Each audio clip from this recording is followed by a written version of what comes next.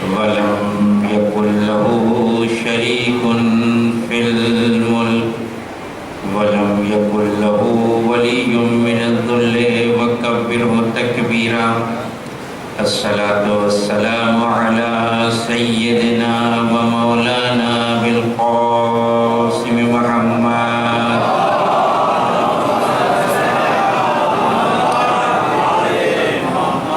وعلى الطيبين الطاهرين المعصومين المظلومين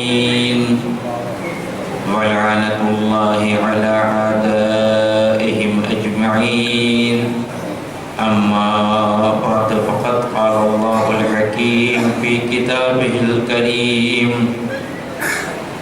وهو أصدق الصادقين بسم الله الرحمن الرحيم هل أتى على الإنسان حين من الدهر لم يكن شيئا مذكورا إنا خلقنا الإنسان من نطفة أمشاج نبتليه فجعلناه سميعا بصيرا إنا هديناه السبيل إما شاكرا وإما كفورا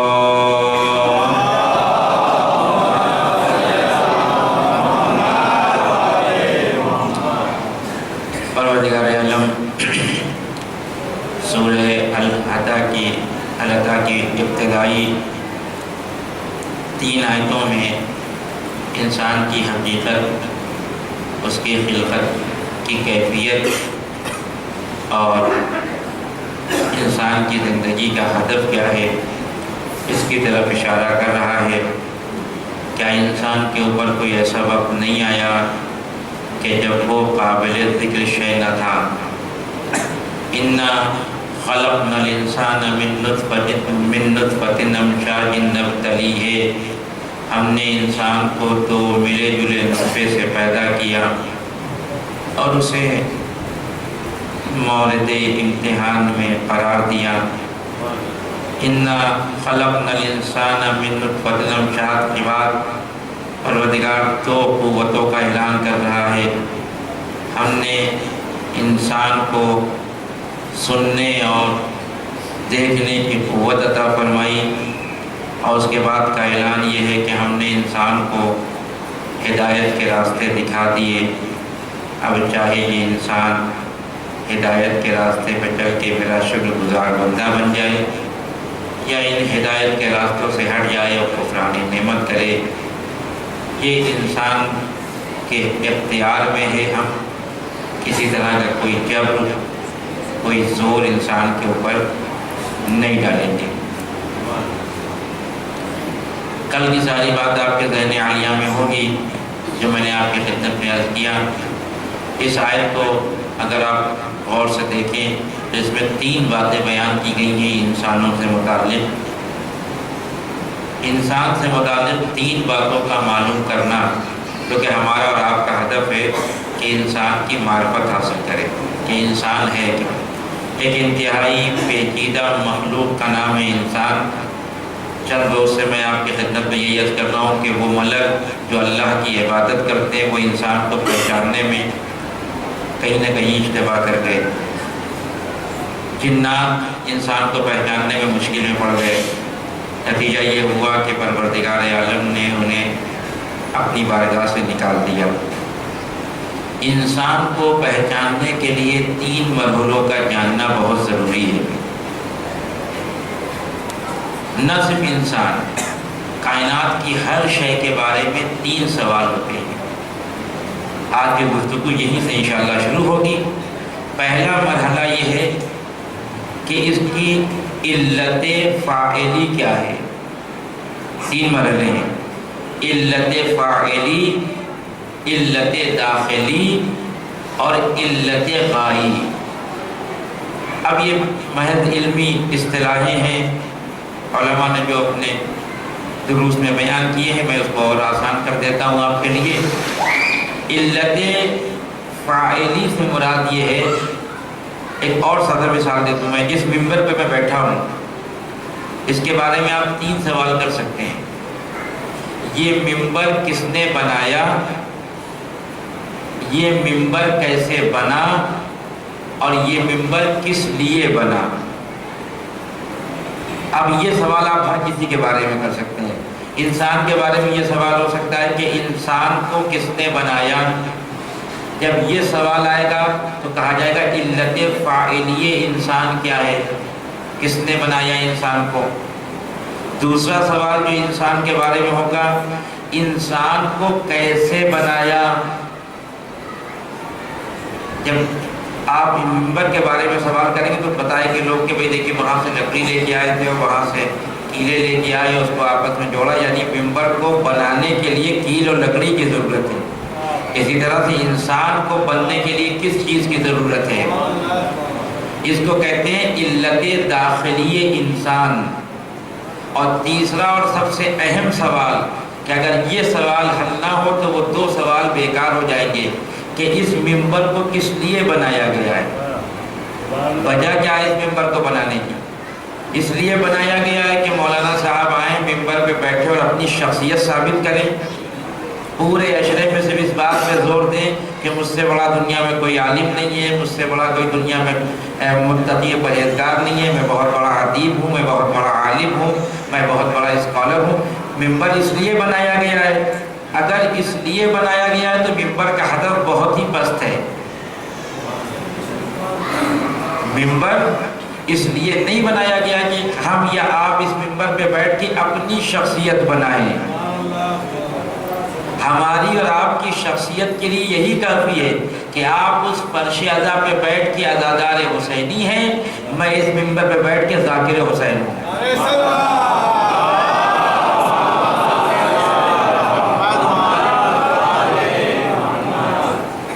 مگر یہ کم ہے ہمارے اور آپ کے فضل و کرم کے لیے کسی کے سامنے اگر ہم بتانا چاہتے ہیں کہ ہم کون ہیں تو ہم کیا کہتے ہیں؟ ہم عزادار حسین ابن علی ہیں۔ اس سے بڑھ کے میں نہیں سمجھتا کہ کوئی فضیلت ہمارے لیے ہوگی۔ اللہ نے ہم کو یہ توفیق عطا کی، یہ غم ہمارے حصے میں رکھا۔ لہذا ممبر پہ آنے کے بعد جو ممبر کا ہدف اور مقصد ہے وہ ذکر اہل بیت ہے اور احکام اسلامی کو بیان کرنا ہے۔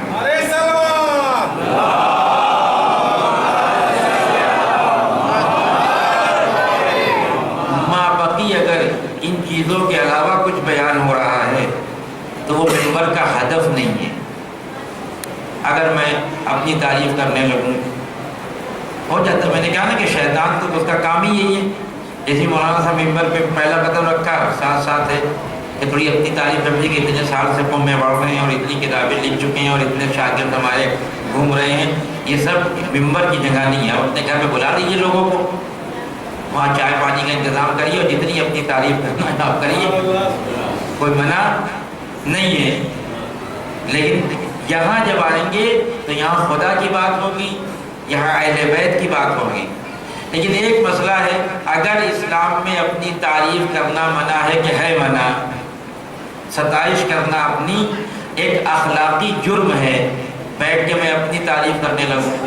لیکن ایک مسئلہ بڑا سنگین ہے، وہ آپ نہج البلاغہ کا خطبہ نمبر 3 اٹھا کے دیکھیے، جس کو خطبہ شخشقیہ کہتے ہیں۔ اس خطبے میں امام علی نے اپنی ستائش کی ہے، اپنی تعریف کی ہے۔ فرماتے ہیں ینحدر انی السیل ولا یلقى علی الطیر، میں وہ فضیلت کا چشمہ اور بلندی ہوں کہ جہاں سے فضیلتیں جاری ہوتی ہیں۔ مولا آپ نے تو ہم کو منع کیا ہے کہ اپنی تعریف نہ کرو، ہم تو بچتے ہیں اپنی تعریف کرنے سے، ہم نہیں کہتے کہ ہم بہت بڑے خطیب ہیں اور بہت بڑے عالم ہیں۔ مولا آپ تو وہی کر رہے ہیں، آپ اپنی تعریف کر رہے ہیں منبر پہ بیٹھ کے کہ میں وہ بلندی ہوئے فضیلت کا چشمہ ہوں جو بلندی سے جاری ہوتا ہے، اور جو جس پرندوں کا کام پرواز کرنا ہے وہ اپنی ساری قوت پرواز صرف کر کے بھی میری بلندی تک نہیں پہنچ سکتے۔ تو بات کچھ سمجھ میں نہیں آتی، یا تو ستائش کرنا چھوڑ دیا جائے۔ اب امام علی، اور یہ خطبہ ایسا بھی نہیں ہے کہ جس کے بارے میں آپ کہیں کہ صحیح نہیں ہے اور روایت میں صحیح ہے، نہ، خطبہ صحیح ہے۔ بس بات اتنی سی ہے کہ اپنی ستائش کرنا واقعاً اخلاقی جرم ہے، لیکن اپنی تعریف اس لیے کرنا کہ ہمارے وجود کے اندر جو فنون موجود ہیں، جو کمالات موجود ہیں، اس کو لوگ پہچان کے اس سے فائدہ اٹھائیں، اس کو ستائش نہیں کہتے۔ اگر یہ ستائش ہو جائے تو پھر کسی بھی ڈاکٹر کو اپنے نرسنگ ہوم کے سامنے یہ بورڈ لگانے کا حق نہیں ہے کہ MBBS اور فلاں اور ڈماکا، یا آپ کیا کر رہے ہیں، یا آپ اپنی تعریف کر رہے ہیں۔ اسلام نے منع کیا ہے خود ستائش کی، کہ یہ ہم تعریف نہیں کر رہے ہیں، یہ ہم اپنا پتہ بتا رہے ہیں کہ اگر اس طرح کے امراض ہوں تو ہمارے پاس آ جاؤ۔ یہ علی ابن ابی طالب اپنی تعریف نہیں کر رہے ہیں، وہ انسان اپنی تعریف کیا کرے گا جس کی تعریف سے قرآن بھرا پڑا ہے۔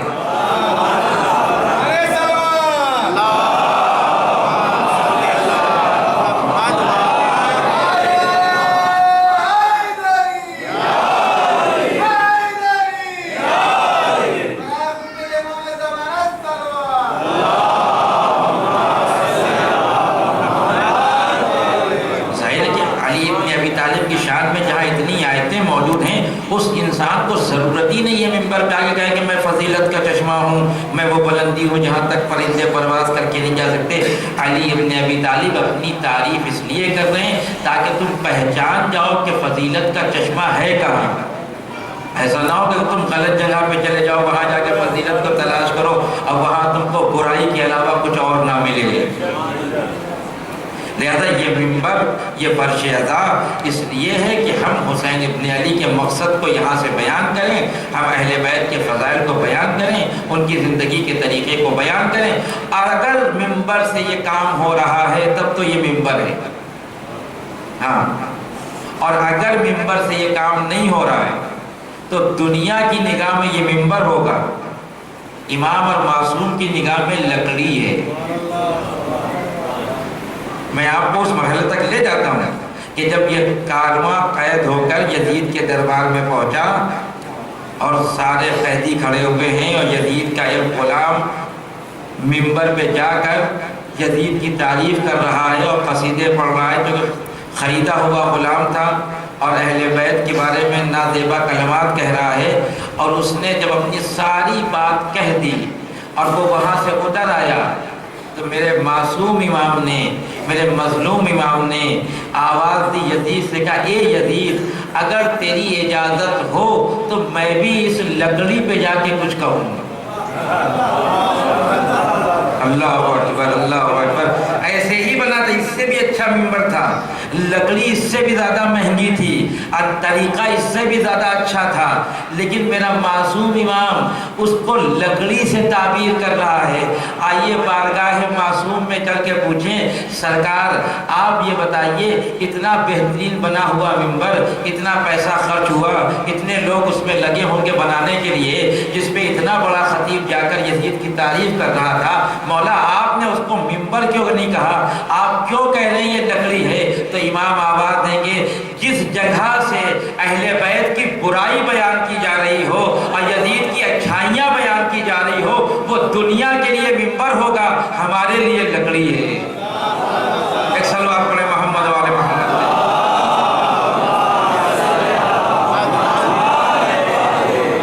پھر آپ حضرات سے گزارش کہ تھوڑا تھوڑا آگے آ جائیں تاکہ بعد میں آنے والوں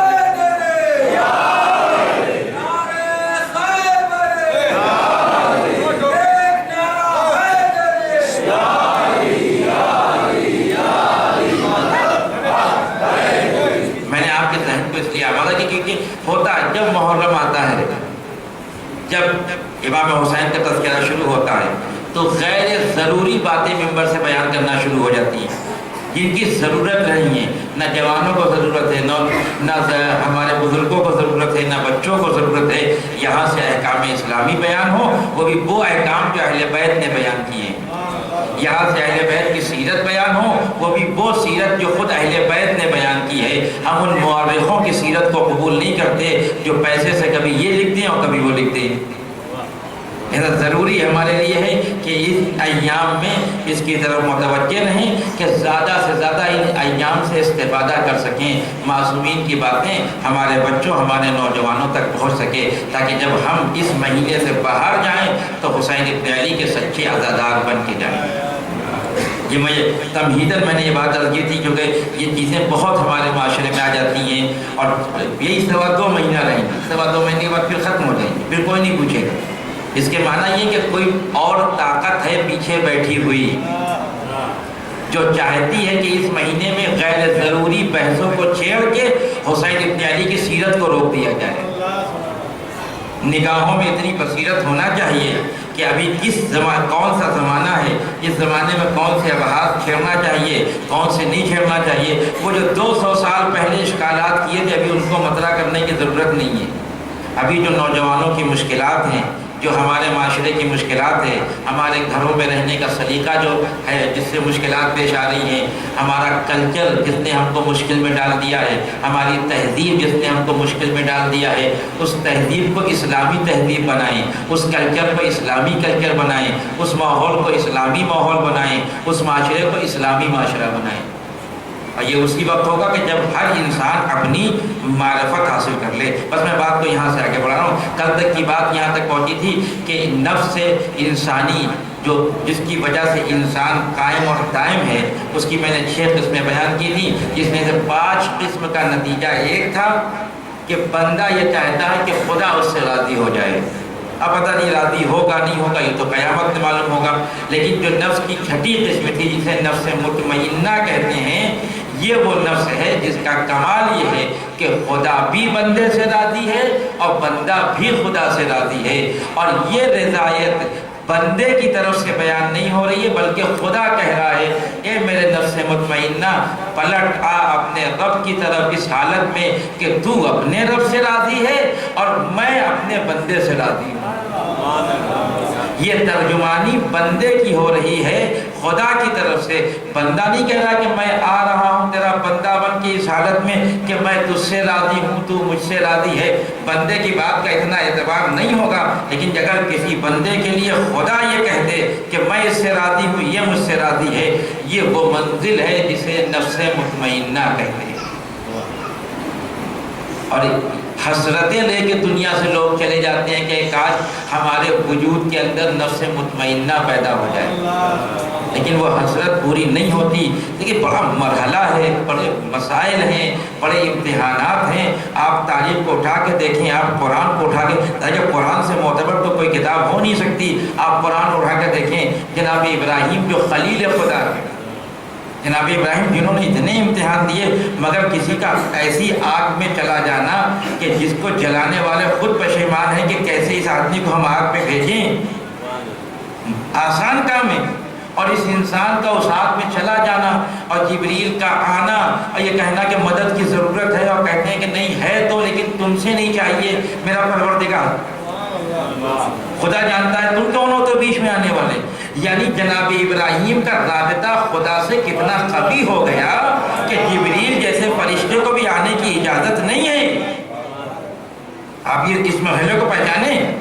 اور اس کے بعد پھر جب اللہ نے اتنی مدت کے بعد اولاد عطا کی جناب اسماعیل کی شکل میں، تو اس کو لے کے کہاں چلے گئے؟ ایک ایسی وادی میں جہاں نہ آبادی ہے، نہ پانی ہے، نہ لوگ ہے، نہ کھیتی ہے، جسے قرآن نے کہا ہے وادی غیر ذی زرع۔ اللہ کے بھروسے پہ چھوڑ کے چلے آئے، اور پھر جب واپس گئے وہ بچہ جوان ہو گیا، اور خواب میں دیکھا کہ میں اپنے بچے کے گلے پہ چھری چلا رہا ہوں، اور جا کے بیان کیا جناب اسماعیل سے۔ جناب اسماعیل نے کہا جو آپ نے خواب میں دیکھا اس کی تعمیل کریے، میری فکر نہ کریے۔ اور بیٹے کے گلے پہ چھری چلانے سے پہلے ایک لہجے کے لیے جناب ابراہیم نے یہ نہیں سوچا کہ میرے ساتھ کیا ہوگا، میرے بچے کا کیا ہوگا، میری نسل کا کیا ہوگا، لیکن اتنا خدا پہ اعتماد تھا جو اس ضعیفی میں اولاد دے سکتا ہے وہ زیر خنجر بچا بھی سکتا ہے۔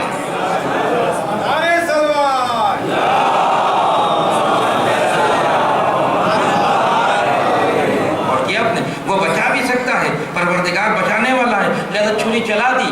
امتحانات کی نوعیت دیکھیے آپ، میں کسی اور جگہ لے جانا چاہ رہا ہوں آپ کو کہ آگ میں گئے کوئی شکوہ نہیں، ضعیفی میں اولاد ملی کوئی شکوہ نہیں، اولاد اور بیوی کو لے جا کے وادی غیر ذی زرع میں ٹھہرایا کوئی شکوہ نہیں، حالت جوانی میں بیٹے کے گلے پہ خنجر جلایا کوئی شکوہ نہیں۔ اتنا بڑا انسان تو آپ نے دیکھا نہیں ہوگا، اتنا مقرب بارگاہ انسان، اسی لیے تو خلیل بن گئے۔ خلیل بننا، خدا کسی کو اپنا دوست کہہ دے، یہ کوئی معمولی بات تو نہیں ہے۔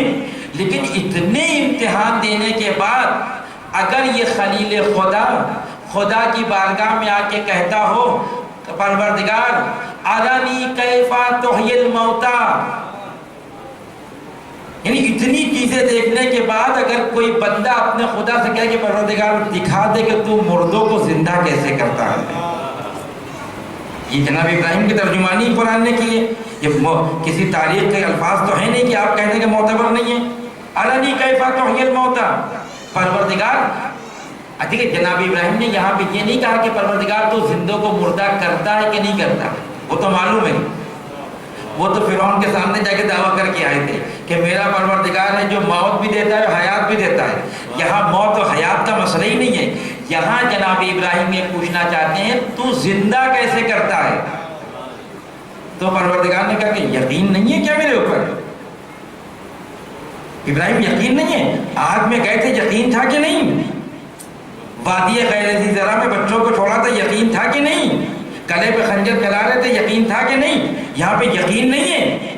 جناب ابراہیم نے ایک جملہ کہا، قرآنی جملہ، پروردگار یقین ہے لیکن اپنے نفس کو مطمئن کرنا چاہتا ہوں۔ اللہ اکبر، اللہ اکبر، یعنی اتنے امتحان دینے کے بعد انسان اگر کسی منزل پہ پہنچتا ہے تو اسے منزل یقین کہتے ہیں۔ اس منزل یقین کے بعد ایک منزل آتی ہے اطمینان، پروردگار دکھا دے کہ مردوں کو کیسے زندہ کرتا ہے تاکہ مجھے بھی اطمینان قلب حاصل ہو جائے، مجھے بھی اطمینان نفس حاصل ہو جائے۔ اب مجھے نہیں معلوم کہ جناب ابراہیم کو اطمینان نفس حاصل ہوا کہ نہیں ہوا، کیونکہ آگے واقعات میں اس طرح کا کوئی تذکرہ نہیں ہے۔ پروردگار نے یہ ضرور کہا کہ چند پرندوں کو لے کے آؤ، لیکن جناب ابراہیم نے کیا کہا؟ پروردگار مجھے بتا دے کہ تو مردوں سے زندہ کیسے کرتا ہے، مردوں کو زندہ کیسے کرتا ہے۔ یعنی جناب ابراہیم منزل اطمینان پہ مردوں سے زندہ کے ذریعے پہنچ رہے ہیں کہ میں دیکھوں کہ یہ مردہ ہے یہ زندہ کیسے ہو جائے گا۔ یعنی جب موت کے بعد زندگی دیکھیں تو یہ ابراہیم کا اطمینان ہے، اور ساری زندگیوں کو خدا کی راہ میں قربان کر کے جو اطمینان حاصل ہوتا ہے وہ حسین کا اطمینان ہے۔ ایک صلوات پڑھیں محمد و آل محمد پہ۔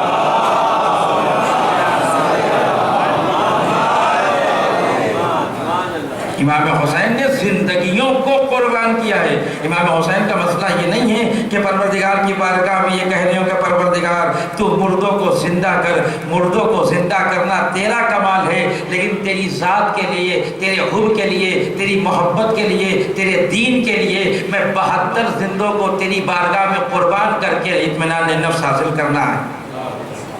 اس منزل پہ اپنے جناب ابراہیم نے ان پرندوں، آپ سنتے آئے واقعات سارے آپ کے زیر نظر ہیں کہ جناب ابراہیم نے ان پرندوں کو لائے اور ذبح کیا، اور اس کے بعد ان کے گوشت کو مخلوط کیا اور ان کے کوئی حصے کو پہاڑ کے مختلف حصے پہ رکھا، بلندی پہ رکھا، اور پروردگار نے کہا اب پکارو۔ اب انہوں نے پکارا مثلا کسی پرندے کو۔ اب میں اس بحث میں نہیں پڑھوں گا پرندے کون سے ہیں، ضرورت نہیں ہے۔ جناب ابراہیم کو دیکھنا تھا کہ کیسے مردوں کو زندہ کرتا ہے۔ آپ نے غور کیا کبھی اس واقعے کے اوپر؟ قرآن نے متعدد مقام پہ پہاڑ کا تذکرہ کیا ہے۔ ایک مقام تو یہ ہے کہ جہاں جناب ابراہیم نے اپنے پروردگار سے کہا پروردگار دکھا دے کہ تو مردوں کو زندہ کیسے کرتا ہے۔ پروردگار نے کہا چند پرندوں کو لے کے آؤ، ان کو ذبح کرو، ان کے گوشت کو مخلوط کرو اور فلاں پہاڑ کی بلندی پہ لے جا کے رکھ دو، بلندی پہ لے جا کے رکھ دو۔ توجہ رکھیے گا، میں اسی لفظ سے استفادہ کرنا چاہتا ہوں۔ تو ایک تو پہاڑ کی بلندی یہ ہے کہ جہاں جناب ابراہیم نے مردہ پرندوں کے گوشت کو لے جا کے رکھ دیا، یہ ایک پہاڑ کی بلندی کا تذکرہ قرآن نے کیا ہے۔ ایک بلندی کا اور تذکرہ کیا ہے، جب طوفان نوح آنے لگا اور پانی زمین سے ابلنے لگا اور آسمان سے نازل ہونے لگا اور پوری دنیا میں پانی بھرنے لگا، تو جناب ابراہیم نے ایک کشتی بنائی، اس کشتی میں کچھ لوگوں کو سوار کیا، اس میں جانور بھی تھے، انسان بھی تھے۔ جناب نوح اپنے بیٹے کو بلا رہے تھے، بیٹا آ جاؤ اس کشتی میں سوار ہو جاؤ، میرے لال آ جاؤ نہ ڈوب جاؤ گے، غرق ہو جاؤ گے، مر جاؤ گے۔ بیٹا کیا کہہ رہا تھا؟ وہ پہاڑ کی بلندی پہ چلا گیا، اب پہاڑ کی بلندی پہ جانے کے بعد کہتا ہے بابا مجھے یہ پہاڑ کی بلندی بچا لے گی۔ جناب نوح نے کہا آج کوئی نہیں بچائے گا، آج امر الہی آ گیا ہے، امر الہی کے آنے کے بعد کوئی بچ نہیں سکتا۔ میں نے 2 مورد پیش کیے وقت نہ ہونے کی وجہ سے، ورنہ مورد اور ہے۔ ایک مورد وہ ہے کہ جہاں جناب ابراہیم کو پہاڑ کے ساتھ ذکر کیا گیا، ایک مورد وہ ہے کہ جہاں جناب نوح کو پہاڑ کے ساتھ ذکر کیا گیا۔ دونوں انسانوں کا مورد ہے، دونوں میں انسان ہیں، دونوں میں نبی خدا ہے۔ ایک جگہ پہ نبی خدا ان مردہ پرندوں کو بلا رہے ہیں تو وہ زندہ ہو کے آ رہے ہیں، ایک جگہ پہ نبی خدا اپنے زندہ بیٹے کو بلا رہا ہے، لیکن وہ کہتا ہے ہم نہیں آئیں گے، یہ پہاڑ کی بلندی ہم کو بچا لے گی۔ آپ بات کو سمجھے، قرآن کہتا ہے جب بھی تمہارا رسول تم کو بلائے تو رسول کی آواز پہ دوڑ کے آنا۔ جب بھی تمہارا رسول تم کو بلائے تو رسول کی آواز پہ دوڑ کے آنا۔ بات کا جملہ بہت عجیب ہے، اس لیے کہ رسول جب بھی بلاتا ہے زندگی کے لیے بلاتا ہے، موت کے لیے نہیں بلاتا۔ اے کاش اگر یہ قرآن میں یہ 2 واقعے نہ ہوتے تو شاید اس آیت کی تصدیق نہ ہوتی۔ جن پرندوں کو جناب ابراہیم نے اس پہاڑ کی بلندی میں رکھا تھا وہ زندہ تھے، وہ سب کے سب مردہ تھے، لیکن جب نبی خدا نے پکارا اور انہوں نے لبیک کہا تو اللہ نے موت کو حیات سے تبدیل کر دیا۔ اور جب نوح کا پیسر اس بلندی پہ گیا تھا تو زندہ تھا کہ مردہ تھا؟ زندہ تھا۔ نبی خدا بلاتا رہا، وہ نہیں آیا، اللہ نے اس کی حیات کو موت میں تبدیل کر کے بتایا کہ جب جب میرا نمائندہ تم کو پکارے اگر تم آ گئے تو اسی میں زندگی ہے، اور اگر رک کے تم نے زندگی بچا بھی لی تو زندگی میں کسی کو منہ دکھانے کے قابل نہیں رہو گے۔ نفس مطمئنہ اتنا آسان کام نہیں ہے۔ خلیل خدا جیسا انسان کہہ رہا پروردگار مجھے دکھا دے تاکہ میں مطمئن ہو جاؤں۔ غور کیا آپ نے؟ امام حسین اس منزل پہ تھے کہ جہاں انسان ایک مورد نہیں دکھا سکتا کربلا میں کہ جہاں حسین ابن علی نے پشیمانی کا اظہار کیا ہو کہ میں کیوں آ گیا کربلا۔ اب لوگ بیان کرتے رہے کہ حسین جانا چاہتے تھے، حسین کیوں جائیں گے کربلا سے؟ جس نے بچپنے میں اپنے نانا سے وعدہ کیا ہو کربلا کی قربانی کا، وہ کربلا کو چھوڑ کے چلا جائے گا؟ جو عالم زر میں پروردگار سے معاہدہ کر رہا ہو جہاں سارے انبیاء خاموش ہوں، جب قربانی کربلا کو پیش کیا پروردگار نے عالم زر میں، سارے انبیاء اپنی عظمتوں کے ساتھ خاموش ہیں، تنہا حسین بولے مالک میں اس قربانی کو دینے کے لیے کربلا تک آؤں گا۔ جو اس لیے کہ تنہا حسین اس انسان کا نام ہے جس کے اندر نفس مطمئنہ پایا جا رہا ہے۔ ایک اور صلوات پڑھیں محمد والے محمد۔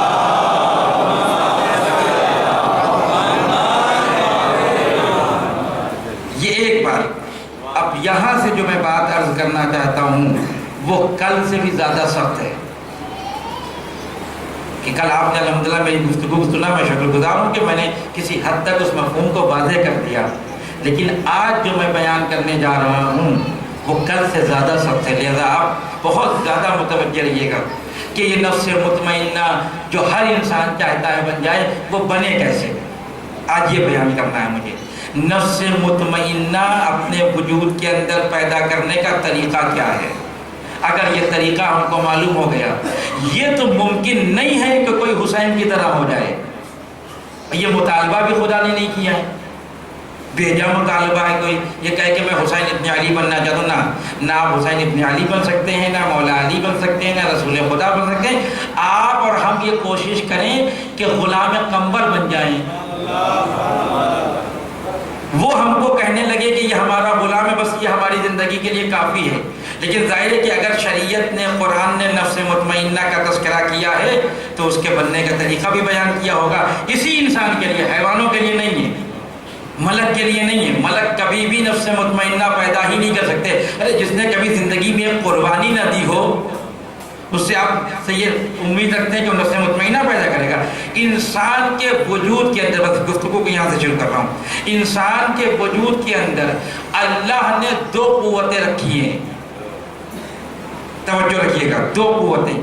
ایک قوت کا نام ہے قوت شہوانیہ، قوت شہوت، ایک قوت کا نام ہے قوت غضب۔ دو قوتیں. یہ قوت شہوانیہ کیا ہے؟ جنسی قوت. انسان کے مرد کے اندر جو قوت اور خواتین کے اندر جو قوت رکھی ہے کہ اگر یہ قوت نکال لے پروردگار تو انسانی آبادی ختم ہو جائے. اسی قوت کی بنا پر انسانی آبادی کا سلسلہ جاری ہے. یہ جو دو قوتیں ہیں، قوت غضب اور قوت شہوت. قوت شہوت کا کام ہے کسی کو اپنی طرف جذب کرنا، بلانا، قریب بلانا، اور قوت غضب کا کام ہے کسی کو اپنے سے دور کرنا. خطرات ہو، دشمن ہو، برائی ہو، جس چیز کے ذریعے سے یہ سب کچھ، جس چیز کو ہم دور کرتے ہیں اس کو قوت غضب کہتے ہیں. یہ دو قوتیں اللہ نے انسان کے اندر رکھی ہیں، نہ حیوان میں ہیں نہ ملک میں ہیں. نہ ملک کسی سے دوستی کرتے نہ دشمنی کرتے ہیں. حیوان کا بھی مسئلہ نہیں ہے. ہاں وہ تو آپ سکھا دیتے ہیں، لا کر ٹریننگ دے دیتے ہیں، لیکن کیا ایسے واقعات نہیں ہوئے کہ جس شیر کو آپ نے ٹریننگ دے کے اپنا بنایا تو اسی نے ایک دن آپ کے اوپر حملہ کر دیا؟ کیونکہ ان کے اندر اللہ نے یہ چیزیں رکھی نہیں ہیں. اور اگر رکھی ہیں تو ان چیزوں کو معتدل کرنے کے لیے تیسری چیز نہیں رکھی جس کو عقل کہتے ہیں. قوت غضب، قوت شہوت. شہوت کا کام ہے اپنی طرف بلانا، غضب کا کام ہے اپنے سے دور کرنا. یہ تو علم اخلاق میں نام ہے. جب آپ علم دین میں آئیں گے تو اس قوت شہوانیہ کو کہا جاتا ہے تولا، اور قوت غضب کو کہا جاتا ہے تبرا. قوت شہوانیہ کے ذریعے ہم اچھائی کو اپنی طرف لاتے ہیں، قوت غضب کے ذریعے برائی کو دور کرتے ہیں. لیکن یہ دو قوتیں اسی وقت کام کریں گی جب درمیان میں قوت عقل ہو.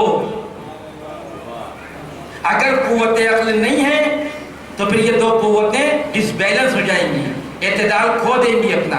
پر مجھے یہی بات آج آپ کی خدمت میں عرض کرنا ہے کہ یہ تین قوتیں، قوت عقل، قوت شہوانیہ اور قوت غضب، تینوں کی تین قسمیں ہیں. اب سنیے گا، بہت لطف آئے گا نتیجے کے مرحلے پہ. قوت شہوانیہ اگر اپنی حد سے بڑھ جائے، اپنی حد سے بڑھ جائے تو اس کو کہتے ہیں شرور، برائی، شر. کیا مطلب قوت شہوانیہ؟ یعنی انسان محرم و نامحرم کا امتیاز بھول جائے، اس بات کا خیال رکھے ہی نہیں کہ سامنے جس سے ہم تعلقات قائم کرنے جا رہے ہیں جسمی، وہ ہمارے محرم ہے کہ نامحرم ہے. اگر انسان اس حد تک چلا جائے تو اس کو شرور کہتے ہیں. جا کے تاریخ میں پڑھیے گا، مورخین نے لکھا ہے، وہ مورخین جو حکومتوں سے پیسے لیتے تھے انہوں نے لکھا ہے کہ یزید اس قوت میں اتنا آگے بڑھ گیا تھا کہ اس کے ہاں جنسی تعلقات قائم کرنے کے لیے پھوپھی اور ماں میں کوئی فرق نہیں رہ گیا تھا. یعنی اگر قوت شہوانیہ اپنی حد سے بڑھ جائے تو وہ کہلاتی ہے شرور، اور اگر اپنے حد سے نیچے گر جائے تو وہ کہلاتی ہے خمود. خمود کا مطلب کیا ہے؟ یعنی آپ اتنے پاک و پاکیزہ ہیں، اتنے متقی ہیں کہ بیوی کو چھوڑ کے چلے گئے جنگل میں. ہم نہیں ملیں گے، ہم سارے جائز رشتے کاٹے دے رہے ہیں. کیوں؟ ہم اللہ کی عبادت کرنے کے لیے جا رہے ہیں. کہاں؟ جنگل میں. اسے عیسائیت میں روحانیت کہتے ہیں، اسلام روحانیت کا قائل نہیں ہے. پروردگار کہتا ہے کمال تو تمہارا یہ ہے کہ اسی کثرت میں ڈوب کے وحدت کو یاد رکھو. رہو بچوں کے درمیان، رہو بیوی کے درمیان، لیکن یہ بیوی تم کو خدا سے دور نہ کر سکے، یہ بچے تم کو خدا سے دور نہ کر سکے. اور اس کا انتظام پروردگار نے دن میں 5 بار کیا ہے. جیسے ہی آپ نماز کے لیے کھڑے ہوتے ہیں، اللہ نے 20 سال کے بعد بچہ دیا تھا، امید نہیں تھی کہ باپ بنیں گے. 20 سال کے بعد بیٹا پیدا ہوا، نماز میں کھڑے ہوئے، اللہ کے سامنے کھڑے ہوئے، نیت کر کے کھڑے ہوئے، تکبیرۃ الاحرام باندھ کے کھڑے ہوئے. جیسے ہی سورہ شروع کیا بچہ رونے لگا. 20 سال کے بعد پیدا ہوا تھا. بہت چاہتے تھے، ساری زندگی قربان کر سکتے تھے، بیوی کے اوپر سب کچھ قربان کر دیتے ہیں. جیسے ہی مصلی عبادت پہ آئے، بیوی پکار رہی ہے، نہیں سن رہے. بچہ رو رہا ہے، نہیں سن رہے. دوست بلا رہا ہے، نہیں سن رہے. ارے بول دیجئے، بولنے میں کیا ہے؟ کہ یہی تو پروردگار کا کمال ہے کہ اس نے 5 وقت ہم کو بلایا تاکہ تمہاری عادت پڑ جائے کثرت میں رہ کے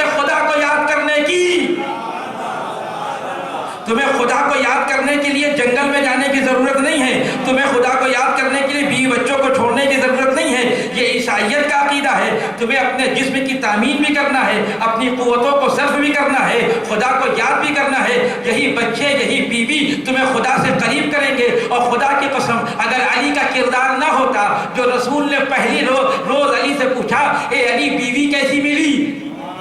دنیا کا کوئی خسر اپنے داماد سے شادی کے ایک دن کے بعد یہ پوچھنے کی جرات کر ہی نہیں سکتا، لیکن رسول نے اس لیے کیا تاکہ آنے والے جوان جب شادی کرنے کے لیے آمادہ ہو تو پہلے علی کی سیرت کو نگاہ میں رکھے کہ شادی سے پہلے عورت کے مال پہ نگاہ نہ ہو، عورت کے حسن پہ نگاہ نہ ہو، اس کے خاندان پہ نگاہ نہ ہو۔ علی سے پوچھو کس سے شادی کرنا چاہیے؟ علی نے کہا نعم العون علی طاعت اللہ۔ علی جیسے عبادت گزار انسان کی زبان سے یہ جملہ نکل رہا ہے کہ اے رسول اللہ، فاطمہ عبادت خدا میں بہترین مددگار ہے۔ اللہ اکبر! ایک رات میں ایک مرد کیسے پہچان گیا؟ اس کے معنی جب وہ حدیث پڑھیے کہ جب فاطمہ محراب عبادت میں آتی تھی تو ایک نور ساطع ہوتا تھا زمین سے آسمان تک۔ یہی وہ نور ہے جو علی کو عبادت کی طرف بلا رہا ہے، یہی وہ نور ہے جو علی کو اطاعت کی طرف بلا رہا ہے۔ یہی وجہ ہے رسول نے کہا تھا اے فاطمہ اگر علی نہ ہوتے، دیکھیں بیلنس برابر ہونا چاہیے مرد عورت میں، غور کیا آپ نے؟ لہذا قوت شہوت اگر بڑھ جائے تو انسان شرور بن جائے، یزید ہو جائے۔ قوت شہوت اگر گھٹ جائے، اپنے معیار سے نیچے آ جائے تو خمود ہو جائے، انسان بیوی بچوں کو چھوڑ کے چلا جائے گا۔ قوت شہوت کے اعتدال کا نام ہے عفت۔ عفت کا مطلب کیا ہے؟ جس کو دیکھنے کے لیے کہا ہے اسے دیکھے، جس کو دیکھنے سے منع کیا ہے اس کے آنکھیں روک لے، جس سے بات کرنے کا حکم دیا ہے اس سے بات کرے، جس سے ہاتھ ملانے کا حکم دیا ہے اس سے ہاتھ ملائے، جس سے منع کیا ہے اس سے رک جائے۔ اگر یہ قوت اعتدال میں آ جائے تو اسے کہتے ہیں عفیف، اس انسان کو کہتے ہیں عفیف۔ یہ ایک مرحلہ۔ اب آئیے قوت غضب کی طرف بہت جلدی ٹائم گزر رہا ہے۔ قوت غضب اگر اپنے حد سے بڑھ جائے، اپنے حد سے بڑھ جائے تو اس کو علم اخلاق میں کہتے ہیں تحور۔ تحور مطلب میں عام زبان میں بتا دوں آپ کو، کسی نے جا کر کلب میں بہترین کراٹے سیکھ لیے، ماہر ہو گیا پورے بھوپال میں، کوئی مقابلہ نہیں کر سکتا۔ اب جہاں نکل رہا ہے، گیا دکان پہ، بھیڑ لگی ہوئی تھی، لوگ سامان خریدتے تھے، ان کو بھی خریدنا تھا، ان کو غصہ آ گیا۔ یہ بعد میں آئے تھے، پہلے سامان خریدنا چاہ رہے تھے، انہوں نے اپنے فن کا استعمال کر کے سب کو مار کے گرا دیا۔ کوئی لڑنے کے لیے نہیں آیا تھا، سب کو مار کے گرا دیا۔ اسے کہتے ہیں تحور، اپنی شجاعت کو بیجا استعمال کرنا۔ مگر وہ لڑنے آئے تھے آپ سے؟ نہیں آئے تھے۔ اسی لیے اسلام نے کہا کہ جب میدان جنگ میں آؤ، جب تک تمہارا مقابل تمہارے سامنے اپنے مذہب پہ تلوار چلاتے رہنا، لیکن اگر اس نے میدان جنگ میں تمہارے اسلام کا کلمہ پڑھ لیا، ہو سکتا ہے 10 منٹ پہلے اس نے تمہارے اوپر حملہ کیا ہو سکتا ہے 10 منٹ پہلے اس نے تمہیں زخمی کیا ہو سکتا ہے 10 منٹ پہلے تمہارے باپ کو مارا ہو، تمہارے بھائی کو مارا ہو، لیکن تمہاری شجاعت کا طریقہ یہ ہے کہ جیسے ہی وہ اسلام کے دائرے میں آئے، اب وہ تمہارا دشمن نہیں ہے، اگر اب تلوار چلا دو گے تو یہ شجاعت نہیں ہوگی، تحور ہوگا۔ اگر بڑھ جائے شجاعت حد سے، توجہ رکھیے گا۔ اس کے بعد اگر یہ شجاعت اپنے حد سے گر جائے تو جانتے ہیں کیا کہتے ہیں؟ اسے کہتے ہیں جبن۔ جبن کہتے ہیں اخلاقی زبان میں بزدلی کو۔ گھر پہ حملہ ہو رہا ہے، کمرے میں چھپ کے بیٹھے ہوئے ہیں، کیوں؟ جان بچ جائے۔ اسلام کہتا ہے ہم کو آپ کی ایسی جان چاہیے ہی نہیں، خدا کے واسطے ہمیں نہیں چاہیے ایسی جان جو بزدلوں کی جان سے ہمارا کام چلنے والا نہیں ہے۔ ہم تو میدان میں بہادروں کی جان لے کے آتے ہیں، ہم کو بزدلوں کی جان چاہیے نہیں ہے۔ لہذا نہ آگے بڑھنا ہے حد سے، نہ پیچھے آنا ہے، منزل اعتدال پہ ہے۔ جب قوت غضب اپنے منزل اعتدال پہ آ جائے تو اس کو شجاعت کہتے ہیں۔ شجاعت کا مطلب یہ ہے کہ نہ آگے جائے نہ پیچھے ہٹے۔ اگر اس مرحلے کو دیکھنا تو علی ابن ابی طالب کی زندگی میں آئیے، کیا ہوا؟ کسی دشمن کے سینے پہ چڑھ جانا، وہ بھی ایک ایسا دشمن جس کے قصیدے عرب کی عورتیں پڑھتی ہوں، کوئی معمولی بات ہے؟ لیکن اگر علی کی قوت غضب اعتدال میں نہ ہوتی تو کبھی بھی دشمن کے سینے سے نہ ہٹتے۔ ہٹ کے بتایا ہماری قوت نہ بڑھ گئی ہے نہ گھٹی ہے، ہم منزل اعتدال پہ ہیں، اور اگر منزل اعتدال پہ ہمارا وجود نہ ہوتا تو غدیر کے میدان میں رسول یہ نہ کہتے جو آگے بڑھ گئے ہیں وہ پیچھے آئے، جو پیچھے رہ گئے ہیں وہ آگے آئے۔ سب آ کے ایک منزل اعتدال پہ علی کے وجود کے پر آ کے جمع ہوں۔ تو قوت غضب کے اعتدال کا نام ہے شجاعت۔ پہلی قوت کے اعتدال کا نام ہے عفت، دوسری قوت کے اعتدال کا نام ہے شجاعت۔ اب بچی عقل، یہی میں بات کو ختم کر دوں گا۔ عقل کی بھی 3 حالتیں ہیں۔ اگر عقل اپنے حد سے بڑھ جائے تو یہ برائی ہے۔ بہت سے لوگ جو ہے نا وہ بہت زیادہ سمجھنے لگتے ہیں، جو نہ سمجھاؤ وہ بھی سمجھتے ہیں۔ اسے کہتے ہیں عقل کا اپنے حد سے بڑھ جانا۔ جتنا سمجھائے آدمی اتنا ہی سمجھے تو بہتر ہے، نہ عقل سے آگے، نہ اس منزل سے آگے بڑھے نہ اس سے پیچھے آئے۔ بہت سے مسائل جو پیش آتے ہیں، ابھی جو معاشرے میں مسائل پیش آتے ہیں وہ اسی لیے کہ جو وہ سمجھنا چاہتے ہیں وہ ہم سمجھائیں۔ ہماری ذمہ داری یہ نہیں کہ جو آپ سمجھنا چاہتے ہیں وہ ہم سمجھائیں، ہماری ذمہ داری ہے کہ جو قرآن نے سمجھایا ہے، جو روایات نے سمجھایا ہے، جو معصومین نے سمجھایا وہ ہم آپ کو سمجھائیں گے۔ اگر سمجھ میں آ گئی تو بہت اچھی بات، اور نہیں آئی خدا حافظ۔ تو اگر بڑھ جائیں تو بہت سمجھنے لگتے ہیں، اور اگر یہ قوت اپنے حد سے نیچے گر جائے تو انسان کو کہا جاتا ہے احمق۔ احمق انسان کیا ہوتا ہے؟ اس کا آپ سمجھاتے رہیے، 2-4 کی بات سمجھائیں گے سمجھ میں نہیں آئے گی اس کو۔ ہیں ایسے لوگ، سمجھاتے رہیے آپ ان کو، نہیں سمجھ میں آئے گی۔ دنیا میں بھرے پڑے ہیں احمق۔ بس ایک ہی ایسا عقل مند ہم نے دیکھا دنیا میں کہ جس کو کہا تو جاتا تھا دیوانہ، لیکن دنیا میں اس سے بڑا کوئی عاقل ملا نہیں ہم کو۔ جناب بہلول دانا، دیوانہ کہتے تھے بہلول دیوانہ ہو گیا، دولول عقل اس کی سلب ہو گئی ہے، لیکن باتیں ایسی کرتے تھے کہ سب کی عقلیں متحیر ہو جاتی تھیں۔ کیوں؟ اس لیے کہ یہ دیوانہ ہے لیکن اس کی دیوانگی اہل بیت کی طرف ہے، اس کی دیوانگی اہل بیت کی طرف ہے۔ میں ایک بات عرض کرتا ہوں تاکہ آپ کو لطف آ جائے، کیونکہ بہت دیر سے خوش گفتگو ہو رہی ہے، یہ اخلاقی گفتگو کرنا بہت مشکل کام ہوتا ہے۔ لہذا اگر عقل اپنی منزل سے نیچے آ جائے تو احمق بن جائے گا آدمی، لیکن اگر یہ انسان ساری دنیا اس کو احمق کہے، اگر وہ اہل بیت کے در پہ آ گیا ہے تو وہ عقل کل کے در پہ آ گیا، اس سے بڑا کوئی دانا نہیں ہو سکتا۔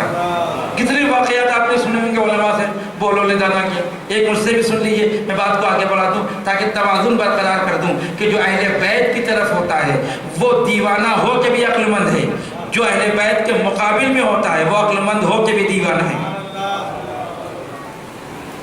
جناب بولول کے زمانے کا واقعہ، ایک شخص تھا، وہ کہیں جا رہا تھا سفر پہ، اس نے ایک شخص کے پاس اپنے کچھ پیسے شرفیاں رکھوائی امانت کے طور پہ کہ رکھ لو، ہم جب واپس آئیں گے تو لے لیں گے۔ تو اس نے کہا ٹھیک ہے جاؤ فلاں جگہ پہ الماری پہ رکھ دو، ہم چھوئیں گے نہیں، رکھ دو، رکھا رہے گا۔ اس نے رکھ دیا، کچھ دن کے بعد واپس آیا، نے کہا بھائی وہ شرفیاں جو ہم رکھ کے گئے تھے وہ ہماری امانت واپس کر دیے۔ کہا جہاں رکھ کے گئے تھے وہیں سے اٹھا لو، ہم نے چھوا نہیں ہے، ہم نے چھوا بھی نہیں، تمہیں امانت وہیں رکھی ہے۔ اب وہاں گئے تو وہاں اشرفیہ تو تھی نہیں، وہاں شہد رکھا ہوا تھا۔ اس نے وہیں دیکھا کہ سرکار اشرفیہ نہیں ہے، شہد رکھا ہے۔ تو کہیں ہم سے کیا مطلب، تم رکھ کے گئے تھے، رکھ کے گئے تھے کیا مطلب ہے یہ، مگر اشرفیہ شہد بن سکتی ہیں۔ اب وہ قاضی کے پاس گیا، مقدمہ قاضی کے پاس مقدمہ پیش ہوا تو یہ بہت چالاک سمجھتا تھا اپنے آپ کو۔ دیکھا کہ سرکار یہ بتائیے قاضی صاحب، کیا خدا اس بات پہ قادر نہیں ہے کہ اس کی اشرفیوں کو شہد بنا دے؟ اب کون کہے کہ قادر نہیں؟ آپ کہیں گے خدا کی قدرت میں یہ بات ہے کہ نہیں ہے کہ جو آپ نوٹ رکھیں، جو پیسہ رکھیں اس کو شہد بنا دیں؟ وہ مقدمہ ہار گیا بیچارہ، منہ لٹکائے ہوئے وہاں سے نکلا کہ اشرفیہ تو کہیں شہد بن گئی، اب شہد لے کے کیا کرتا وہ بیچارہ، منہ لٹکایا جا رہا تھا، راستے میں بولولے دانہ مل گئی۔ میں کہا کیا ہوا خیریت، تو منہ کیوں لٹکایا تمہارا اتنا؟ کہا کہ اس میں مسئلہ پیش آ گیا کہ کیا ہوا؟ کہا وہ اشرفیاں رکھی تھی اس کے پاس، بے ایمان کے پاس، میں نے سمجھا تھا امین ہے یہ، اور جب لینے گیا تو کہہ رہا ہے کہ وہ شہد بن گئی، کیا خدا اس بات پہ قادر نہیں ہے کہ اشرفیوں کو شہد بنا دے؟ اچھا یہ کیا اس نے؟ کہا جائیے اپنے گھر جائیے، آپ 3 مہینے کے بعد آ جائیے گا اسی کے پاس اشرفیہ لینے کے لیے۔ کیسے آ جائیں گے؟ کیا پھر وہ خدا شہد سے اشرفیہ بنا دے گا؟ نہیں وہ نہیں بنائے گا، ہم بنائیں گے، آپ جائیے اطمینان سے آ جائیے گا 3 مہینے بعد۔ اب اس نے جناب بولولدانہ اس شخص کے گھر گئے جو بے ایمان تھا، اس سے مراسم بڑھائے، اپنے علم کا سکہ جمایا اس کے بعد کہ میں کتنا بڑا عالم ہوں، باتیں کی، عالمانہ بات کی۔ تو اس نے ایک آفر کیا بولولدانہ کو کہ ایسا ہے کہ آپ میرے بچوں کو پڑھا دیجیے، آپ بہت بڑے عالم ہیں، مجھے لگ رہا ہے کہ آپ بہت پہنچی ہوئی چیز ہیں۔ میں نے کہا ٹھیک ہے پڑھا دیں گے، ٹیوشن پڑھا دیں گے آپ کے بچوں کو، لیکن ایک شرط ہے آپ کے بچے میرے گھر رہیں گے تب تو ٹیوشن پڑھائیں گے، میں آپ کے گھر نہیں آؤں گا، آپ یہ سمجھ لیجیے۔ تو اس نے کہا کہ اتنا بڑا پڑھا لکھا آدمی اگر میرے بچے اس کے ساتھ رہیں گے، تربیت یافتہ ہو جائیں گے، عالم بن جائیں گے، کوئی بات نہیں، لے جائیے آپ یہ 2 بچے دونوں کو لے جائیے، جا کے پڑھائیے، ان کو قابل بنا کے واپس کریے گا۔ اور یہ لے گئے، اب پڑھاتے رہیے۔ کچھ دیر کے بعد باپ بچوں سے ملنے کے لیے آیا، توجہ رکھیے گا، تو بولولدانہ اپنے صحن میں بیٹھ کے مرغی کے 2 بچوں سے کھیل رہے تھے۔ اس نے آ کے سلام کیا، انہوں نے جواب دیا خیریت ہے؟ کہا خیریت ہے۔ کہا وہ بچوں سے ملنے کے لیے آئے ہیں۔ کہا تو ملیے۔ کہا کہاں ہیں؟ کہا یہی تو ہیں 2۔ اب وہ پریشان، کہہ رہے بھائی میں نے آپ کو انسان کے 2 بچے دیے تھے۔ کہا ہاں دیے تھے انسان کے 2 بچے، کیا مگر خدا اس بات کے قادر نہیں کہ انسان کے 2 بچوں کو مرغی کا 2 بچہ بنا دے؟ بھائی جب پروردگار اس بات پہ قادر ہے کہ اشرفی کو شہد بنا سکتا ہے تو پھر انسان کے بچوں کو مرغی کا بچہ ہی بنا سکتا ہے۔ اگر وہاں قدرت پروردگار ہے تو یہاں بھی قدرت پروردگار ہے۔ سمجھ گیا کہ یہ اہل بیت کے در کا دیوانہ ہے۔ ایک صلوات پڑھے محمد و آل محمد پہ۔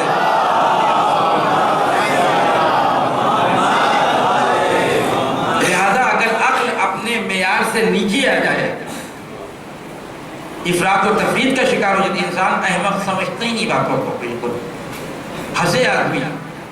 اور یاد رکھیے گا دشمن اہل بیت ہمیشہ احمق ہوتے ہیں۔ میرے پاس دلیل ہے، میں دلیل پیش کر سکتا ہوں۔ دشمن اہل بیت ہمیشہ احمق ہوتے ہیں، اس لیے کہ ان کو جنت تو نصیب ہوگی نہیں۔ امام صادق علیہ السلام سے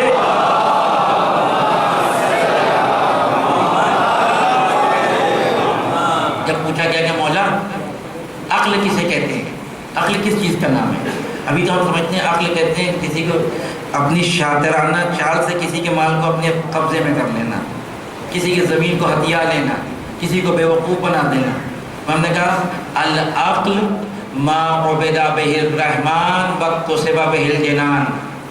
عقل کی 2 نشانیاں ہیں، عاقل انسان کی 2 نشانیاں ہیں۔ عقل کہتے ہیں جس کے ذریعے خدا کی عبادت ہو، جنت کو حاصل کیا جائے۔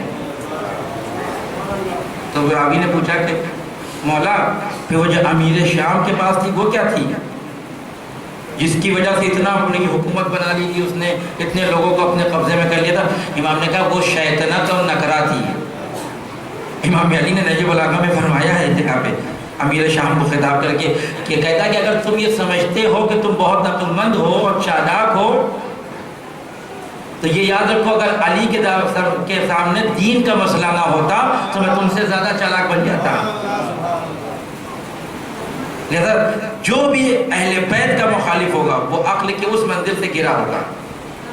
لہذا ایک مقدمہ آیا امیر شام کے دربار میں، جب امام جنگ صفین سے پہلے امام علی نے اپنا ایک ایلچی بھیجا امیر شام کے پاس سمجھانے کے لیے کہ دیکھو ہم جنگ نہیں چاہتے ہیں، مناسب یہ ہے کہ صلح کر لو اور تم اس عہدے سے معزول ہو جاؤ، تو کہ میں اس وقت خلیفہ مسلمون ہوں۔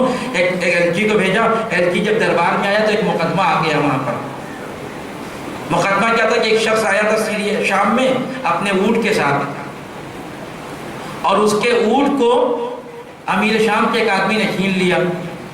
کہا کہ یہ میرا ہے، وہ کہہ رہا میرا ہے، یہ کہہ رہا میرا ہے۔ کہا چلو پھر قاضی کے پاس چلتے ہیں۔ وہ قاضی کے پاس گئے اب وہاں مقدمے کی سنوائی ہو رہی، گواہ پیش کیے جا رہے ہیں. مثلاً وہ اونٹ مثلاً میل تھا، اصل میں میل تھا، اور جس نے چھینا تھا وہ کہہ رہا فیمیل ہے. جب پوچھا گیا جس کا اونٹ تھا اس نے کہا میل ہے، اور جس نے چھینا تھا وہ کہہ رہا فیمیل ہے. اب فیصلہ کیسے ہو؟ تو لوگوں کو بلایا گیا کہ آپ بتائیے کہ یہ اونٹ میل ہے کہ فیمیل ہے. 20 25 50 لوگوں نے سب نے مل کے کہا کہ یہ اونٹ فیمیل ہے. تھا میل، مذکر تھا، اس کو مؤنث بنا دیا. اور نتیجہ یہ ہوا کہ چونکہ امیر شام کا آدمی تھا جو تمہارے لوگ صحیح کہہ رہے ہیں یہ فیمیل ہے، یعنی جو مذکر تھا اس کو مؤنث بنا کے پیش کیا، اس کو دے دیا. اس کے بعد جس کا اونٹ چھینا تھا اس کو امیر شام نے بلایا یہاں ہوں،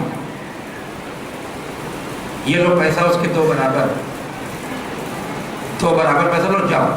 اور وہ پریشان کہ یہ کیا ہو گیا. پھر جو امام علی کا LG آیا تھا اس کو بلایا، کہا دیکھا یہاں کیا ہوا، کچھ بات سمجھ میں آئی؟ کہا دیکھ رہا ہوں کہ جو اونٹ میل تھا اس کو فیمیل کہہ رہے تھے سب، اور بیچارے کا اونٹ اس کو دے دیا اٹھا کے. امیر شام کہتا جا کے اپنے مولا سے کہہ دینا کہ ان کا مقابلہ ان احمقوں سے ہے کہ جو مذکر مؤنث میں فرق نہ پہچان سکے، وہ حق و باطل میں فرق کیا پہچانیں گے؟ یہ جو ہمارے ارد گرد جمع ہیں یہ سب کے سب احمق ہیں. احمق کی نشانی کیا ہے؟ کہ جو مذکر مؤنث سے فیصلہ نہ کر سکے اسی کا نام تو احمق ہے. ورنہ یہ چیز تو بالکل واضح ہوتی ہے، کوئی مرد کو عورت کہے، عورت کو مرد کہے تو اس سے بڑا کوئی احمق ہو سکتا ہے. لہذا جب عقل زیادہ آگے بڑھ جائے تو شیطنت و نکرہ بن جائے، حد سے گر جائے تو احمق بن جائے. عقل کے اعتدال کا نام ہے حکمت. جب عقل اپنے اعتدال پہ ہو تو اسے کہا جاتا ہے حکمت. جس کے اندر یہ پائی جائے اسے کہا جاتا ہے حکیم. بات کو جمع کر رہا ہوں، اگر قوت شہوت اپنے اعتدال پہ ہو تو عفت، اگر قوت غضب اپنے اعتدال پہ ہو تو شجاعت، اگر قوت عقل اپنے اعتدال پہ ہو تو حکمت. جب یہ 3 مجموعے کسی وجود کے اندر جمع ہو جائے تو اسے نفس مطمئنہ کہتے ہیں. اسے نفس مطمئنہ کہتے ہیں. ہر چیز اپنے اعتدال پہ ہو، نہ حد سے آگے بڑھے نہ حد سے نیچے جائے. حسین اس انسان کا نام ہے جو منزل عفت پہ تھا، جو منزل شجاعت پہ تھا، جو منزل حکمت پہ تھا. حکمت کیا تھی حسین ابن علی کی؟ حکیم کسے کہتے ہیں؟ جس کا کوئی بھی فعل حکمت سے خالی نہ ہو. میں نے اس سے پہلے بیان کیا لیکن یہاں پہ دوہرا ہوں کہ امام حسین کیوں نکلے 8 ذی الحجہ کو مکے سے. یہ حکیم کا کام تھا. ظاہر ہے کہ آپ مجھے یہاں عشرہ پڑھنے کے لیے بلائیں اور پہلی محرم کو سارے مومنین بھوپال کے یہاں جمع ہوں اور میں اپنی اٹیچی اٹھاؤں چلنے لگوں، پہلی محرم کو یہاں سے جانے لگوں، تو ہر آدمی سوال کرے گا نا مولانا یہ رکنے کا وقت ہے، جانے کا وقت نہیں ہے. امام حسین 8 ذی الحجہ کو نکل رہے ہیں، ہر آدمی فیصلہ کرنے کے لیے تیار ہے حسین کیوں جا رہے ہیں. یہ ایک حکیم کر سکتا ہے، غیر حکیم کوئی نہیں کر سکتا. شجاعت آپ جانتے ہیں، آپ نے ہمیشہ علماء سے یہی سنا ہے کہ امام علی جب تلوار چلاتے تھے میدان جنگ میں تو قدموں کی رفتار سے اور حرکت سے پہچان لیتے تھے کہ اس کی نسل میں کوئی مومن آنے والا ہے کہ نہیں آنے والا. سنا ہے نا فضائل کے مرحلے میں. یہ فقط امام علی کی خصوصیت نہیں ہے، اگر امام علی میں ہے تو سب میں ہوگی. لہذا راوی کہتا ہے کہ میں نے دیکھا کہ حسین ابن علی جب جنگ کے لیے آئے اور تلوار نکال کے حملہ کیا تو پاس سے کچھ لوگوں کے پاس سے گزر گئے، ان کو مار سکتے تھے لیکن نہیں مارا. میں سوچ رہا تھا حسین ابن علی نے کیوں نہیں مارا. کہا بعد میں معلوم ہوا کہ ان کی نسل سے مومن پیدا ہوئے. جو صفت باپ کے تلوار کے اندر میدان جنگ میں تھی وہی صفت بیٹے کی تلوار کے اندر بھی تھی. نہ باپ کی تلوار غلط جگہ چلے گی نہ بیٹے کی تلوار غلط جگہ چلے گی. کیوں؟ اس لیے کہ باپ کی شجاعت بھی اپنے کمال پہ ہے، بیٹے کی شجاعت بھی اپنے کمال پہ ہے. یہ شجاعت ہے حسین ابن علی. اور عفت کیا ہے حسین ابن علی کی؟ عفیف کتنے ہیں حسین ابن علی؟ خالی حسین تو عفیف نہیں ہوں گے، جتنوں کو لے کے آئے سب عفیف ہوں گے۔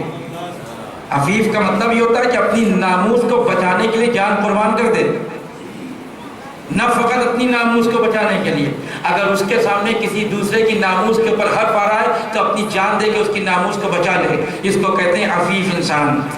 کربلا کے میدان میں شب عاشور جب حسین ابن علی نے اپنے اصحاب کو جمع کیا اور شہداء کی فہرست لے کے آئے اور ایک ایک شہداء کا شہید کا نام لینے لگے، ہاں جون تمہارا نام بھی ہے، زہیر قین تمہارا نام بھی ہے، حبیب تمہارا نام بھی ہے، سب کا نام لیتے رہے، اور جب فہرست شہداء تمام ہو گئی تو حسین نے عمدن جناب قاسم کا نام نہیں لیا، عمدن نہیں لیا۔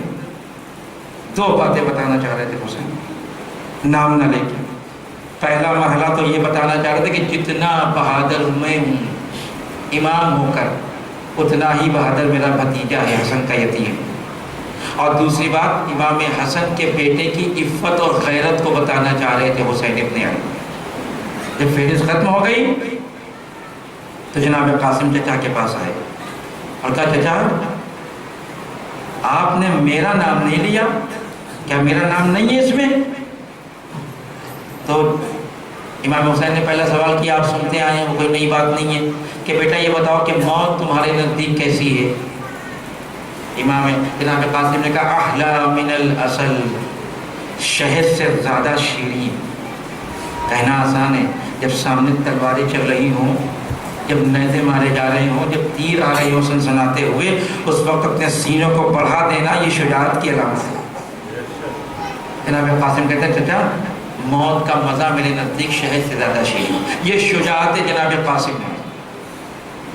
اور اس کے بعد عفت کو ثابت کیا، کتنے عفیف تھے جناب قاسم۔ امام حسین نے کہا میرے لال قاسم، اس شہداء کی فہرست سے فقط تمہارا نام نہیں ہے، تمہارے بھیا علی اصغر کا نام بھی ہے۔ بس یہ جو کہا تو ظاہر خاندان بنی ہاشم کا خون رگوں میں دوڑ رہا تھا، یہ مندر عفت پہ تھے، آواز دیتے چچا کیا یہ ظالم خیموں میں آ جائیں گے؟ عفت کا عالم سمجھ رہے ہیں؟ یعنی جناب قاسم کو یہ گوارا نہیں ہے کہ پھپھیوں کے خیمے میں نامحرم آ جائے۔ ارے حسین چھپا لے گئے بات کو، نہیں بتایا حسین نے کہ قاسم میرے قتل کے بعد کیا ہوگا، بس اتنا کہا اے قاسم میں تمہارے چھوٹے بھائی کو ہاتھوں پہ لے کے مقتل میں جاؤں گا۔ نہیں چاہتے تھے حسین ابن علی کہ قاسم کے دل پہ یہ داغ آ جائے، کہ قاسم زندگی میں یہ سنیں کہ ان کی ماں بہنوں کے کمرے میں خیمے میں ظالم گھس آئیں گے، ظالم داخل ہو جائیں گے اور آگ لگا دیں گے۔ اور جب 10 محرم کو قربانی کا بازار گرم ہوا، جب امام حسن کی شہادت ہوئی ہے تو جناب قاسم 3 سال کے تھے بس، کیونکہ کربلا میں 13 سال کے تھے۔ 10 سال کے بعد یہ واقعہ پیش آیا جناب امام حسن کی شہادت کی۔ امام حسن کی شہادت 750 ہجری میں ہوئی، اور کیا آپ نے 13 سال، یعنی جب 3 سال کے تھے تب باپ کا سایہ سر سے اٹھ گیا تھا۔ 3 سال سے لے کے 13 سال کی عمر تک حسین نے جناب قاسم کو یتیمی کا غم محسوس ہونے نہیں دیا۔ جناب قاسم کو پتہ نہیں تھا کہ یتیمی کیا ہوتی ہے۔ چچا نے ایسی شفقتوں سے پالا تھا، ایسی مہربانی اور محبت سے پالا تھا کہ کبھی باپ کی کمی محسوس نہیں ہونے دی۔ یہی وجہ ہے کہ جتنے بے چین حسین علی اکبر کے رخصتی کے وقت تھے، اس سے کہیں زیادہ بے چین حسین تب تھے جب جناب قاسم آ کے کہتے تھے چچا مرنے کی اجازت دے دیجئے، چچا مرنے کی اجازت دے دیجئے۔ حسین کہتے تھے نہیں میں تمہیں مرنے کی اجازت کیسے دوں، تم تو میرے بھیا کی آخری نشانی ہو۔ اور جناب قاسم عجیب روایتیں ہیں، 7 محرم ہے، یتیم حسن کا ماتم ہے، باپ موجود نہیں ہے اس لیے اس کا ماتم کرنا ہے۔ آج اس ماں کو پرسہ دینا ہے جو مدینے پلٹی ہے تو نہ شوہر ہے نہ اولاد ہے۔ جناب ام فروا خاندان اہل بیت کی تو ہے نہیں، باہر سے آئی ہیں، لیکن اپنے کردار کو خاندان اہل بیت کے کردار سے ایسا ملایا کہ کوئی فرق نہ آنے دیا۔ ہاں عزیزو 10 محرم کو علی جناب قاسم نے کتنی بار چاہا کہ میں اپنے چچا سے اجازت لے لوں، لیکن چچا اجازت نہیں دیتے، خیمے میں آ کے بیٹھ گئے کونے میں، ماں نے آ کے دیکھا کہ بیٹا ابھی تک زندہ ہو. کہا کیا کریں اماں، چچا مرنے کی اجازت نہیں دیتے. اب اس میں دو روایتیں ہیں. ایک روایت تو یہ ہے کہ ماں نے یاد دلایا، ایک روایت یہ ہے کہ خود جناب قاسم کو یاد آ گیا کہ جب بابا دنیا سے جا رہا تھا تو باپ نے قاسم کو قریب بلا کے بازو پہ ایک تعویذ باندھا تھا اور یہ کہا تھا قاسم جب بہت مشکل کا وقت ہو، جب بہت پریشان ہونا تو اس تعویذ کو کھول کے دیکھ لینا، تمہاری پریشانی کا حل اس تعویذ میں ہوگا. ایک دفعہ جناب قاسم متوجہ ہوئے، ارے اس سے زیادہ مشکل کا وقت کیا ہوگا، میرا چچا دشمنوں میں گھرا ہوا ہے. تعویذ کو کھولا. علامہ مجلسی بہار میں نقل کرتے ہیں پورے تعویذ کو کہ تعویذ کو کھولا، لکھا تھا اے قاسم میں تو کربلا میں نہ رہوں گا جب میرے بھائی حسین کو دشمن چاروں طرف سے گھیر لیں، جب میرا بھیا مظلوم ہو جائے تو اے قاسم اپنی جان قربان کر دینا حسین کے اوپر. لیے قاسم نے بابا کا نامہ پڑھا، لے کے چچا کے پاس آئے. چچا نے کہا قاسم پھر آ گئے. بعض روایتوں میں ہے کہ اجازت لینے کے لیے جناب قاسم قدموں پہ گر گئے چچا کے، پیر چومنے لگے، لیکن حسین نے اجازت نہیں دی. جناب قاسم نامہ لے کے آئے، کہا چچا میں اجازت لینے نہیں آیا ہوں، بس کچھ دکھانے کے لیے آیا ہوں. اے چچا یہ خط پڑھ لیجئے، یہ میرے بابا کا خط ہے. عزیزو بھائی نے بھائی کا خط پڑھا، حسین کی نگاہوں میں حسن کا چہرہ آ گیا. آواز دیتے اے قاسم یہ میرے بھائی کا خط نہیں ہے، یہ تمہاری موت کا پروانہ ہے. اس کے بعد بھی روایت کہتی ہے چچا بھتیجے کو گلے لگا کہ اتنا روئے دونوں چچا بھتیجے کے بے ہوش ہو کے گر گئے. میں نے کہا کہ باپ کی کمی محسوس نہیں ہونے دی حسین نے. غصے واقع ہوا، قاسم کو اجازت دی. اب سنے کو تو بہت روئیں گے. 13 سال کا سن ہے، شرعی لحاظ سے جہاد واجب نہیں ہے، لیکن چچا کی بے کسی دیکھی نہیں جاتی، چچا کی مظلومی دیکھی نہیں جاتی. اتنے کم سن ہے کہ خود سے گھوڑے پہ بیٹھ نہیں سکتے. حسین نے آغوش میں لے کے قاسم کو گھوڑے پہ بٹھایا. قد کا عالم یہ ہے کہ قاسم گھوڑے پہ بیٹھ تو گئے لیکن قد بہت چھوٹا ہے. اللہ کس دل سے حسین نے رخصت کیا یہ تو حسین جانتے ہیں. لیکن ایک کام کربلا میں حسین نے جناب قاسم کے ساتھ ایسا کیا ہے کہ نہ اس سے پہلے کسی کے ساتھ کیا نہ اس کے بعد کسی کے ساتھ کیا. جب قاسم کو گھوڑے پہ سوار کر دیا تو پہلے تو چہرے پہ نقاب ڈالی. نقاب اس لیے ڈالی کہ قاسم بہت حسین و جمیل تھے. حسین نہیں چاہتے تھے کہ قاسم کو دشمنوں کی نظر لگے. یہی وجہ ہے کہ جب قاسم میدان میں گھوڑا دوڑاتے ہوئے آئے اور ہوا کی وجہ سے وہ نقاب ہٹا اور ظالموں کی نظر قاسم کے چہرے پہ پڑی تو ظالم یہ کہہ رہے تھے ارے حسین نے کس چاند کے ٹکڑے کو بھیج دیا. میں کہوں گا ارے جو ظالموں کی نگاہ میں چاند کا ٹکڑا ہو وہ ماں کی نگاہ میں کیا ہوگا. خدا آپ کی آوازوں پر رحمت نازل کرے. حسین نے ایک کام ایسا کیا کربلا کے میدان میں قاسم کے ساتھ کسی کے ساتھ نہیں کیا کہ قاسم ذرا اپنے سر کو جھکاؤ. قاسم نے سر کو جھکایا، حسین نے گریبان کو چاک کر دیا. سمجھ گئے نا؟ 10 محرم آئے گی. آداب عاشورہ یہ ہے کہ آستینیں چڑھی ہوں، گریبان کھلا ہو. یہ علامت ہے یتیمی کی. جب گریبان کھلتا ہے تو معلوم ہوتا ہے کہ اس کا باپ نہیں ہے. حسین نے یہ احتیاط کی کہ ایسا نہ ہو کہ ظالم قاسم کے ساتھ کچھ ایسا کر جائے کہ قاسم برداشت نہ کر سکے. لہذا گریبان کو چاک کیا تاکہ ظالم یہ سمجھ سکے کہ یہ یتیم ہے، شاید اس کے پر کچھ رحم کر جائیں. لیکن حسین کی یہ تدبیر کام نہیں آئی. عزیزو بس مجلس ختم ہوئی. ارے بھتیجا میدان جنگ میں آیا، حسن کا بیٹا تھا، علی کا پوتا تھا. وہ شجاعت دکھائی جو یادگار زمانہ ہے. 35 یا 70 سے زیادہ ظالموں کو قتل کیا، 4 بڑے بڑے پہلوانوں کو قتل کیا. اس کا باپ آگے آیا، اسے بھی قتل کیا. اب قاسم جنگ کرتے جا رہے ہیں، چچا خوش ہے ارے میرا لال جنگ کر رہا ہے، لیکن چاروں طرف سے ظالموں نے گھیرا. کوئی تیر مارتا ہے، کوئی تلوار مارتا ہے. 3 دن کا بھوکا پیاسا بچہ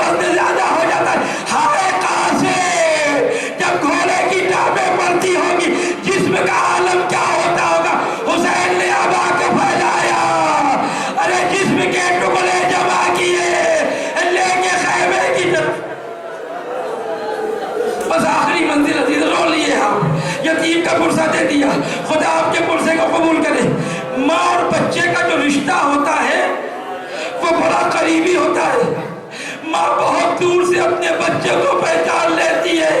ارے اس کی پرچھائی دیکھ لے تو ماں اپنے بچوں کو پہچان لیتی ہے. اب سنیں گے عزیزوں کیا ہوا قاسم کے ساتھ مقتل میں. جب حسین قاسم کے لاشے کو اپنی ابا کے دامن میں لے کے خیمے میں آئے اور کہا ذرا ام فروہ کو بلاؤ. فروہ آئی. ارے قاسم کو پہچان نہ پائی.